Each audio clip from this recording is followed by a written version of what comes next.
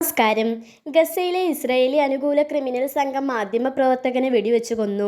Salih അൽ-ജഫറാവി എന്ന പ്രശസ്ത മാധ്യമപ്രവർത്തകനെയാണ് criminal സംഘം കൊലപ്പെടുത്തിയത്.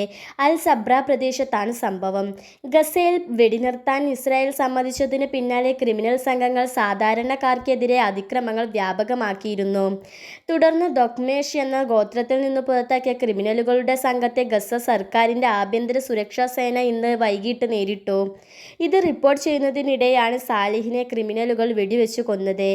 7 തവണ സാലിഹിന് വെടിയേറ്റെന്ന് റിപ്പോർട്ടുകൾ പറയുന്നു.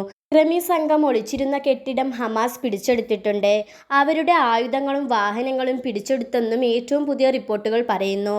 മുമ്പ് നിരവധി തവണ കൊലപാതക ശ്രമങ്ങളെ അതിജീവിച്ചയാളാണ് സാലിഹ്. ഗസയിൽ ഹമാസിനെയും ചെറുത്തുനിൽപ്പ് പ്രസ്ഥാനങ്ങളെയും ആക്രമിക്കാൻ ഏറ്റവും ചുരുങ്ങിയത് 3 ക്രിമിനൽ സംഘങ്ങളെ ഇസ്രായേൽ സ്ഥാപിച്ചിട്ടുണ്ട്. വെടിനിർത്തലിന് ശേഷം ഇസ്രായേലി സൈന്യം ഗസയുടെ ഓരത്തേക്ക് മാറിയിട്ടുണ്ട്. ഇപ്പോൾ ഇസ്രായേലി സൈന്യമുള്ള പ്രദേശത്താണ് 3 സംഘങ്ങളും ഉള്ളത്.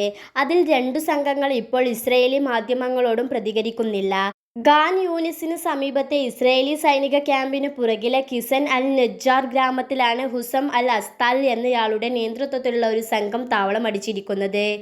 അഷ്റഫ് അൽ മൻസി എന്നയാളുടെ സംഘം ജബാലിയ, ബെയ്ത്ത് ലാഹിയ എന്നീ പ്രദേശങ്ങളിലാണ് ഒളിച്ചിരിക്കുന്നത്. റഫ കേന്ദ്രമായി പ്രവർത്തിക്കുന്ന യാസർ അബു ഷബാബിനെക്കുറിച്ച് വെടിനിർത്തലിന് ശേഷം വിവരങ്ങളൊന്നുമില്ല. വെടിനിർത്തലിന് ഏതാനും ദിവസം മുമ്പ് ഖാൻ യൂനിസിലെ അൽ മവാസി പ്രദേശത്ത് വെച്ച് ഇസ്രായേലി സൈന്യത്തിൻ്റെ പിന്തുണയോടെ ഹുസം അൽ അസ്താലിൻ്റെ സംഘം ഹമാസുമായി ഏറ്റുമുട്ടിയിരുന്നു. ഒരു ഒറ്റുകാരനെ പിടിക്കൂ എന്ന പേരിൽ ഇത്തരക്കാരെ പിടിക്കാൻ ഹമാസ് പ്രത്യേക പദ്ധതി നടപ്പാക്കുന്നുണ്ട്. ന്യൂസ് ഡെസ്ക് മിൻഹ വേൾഡ്.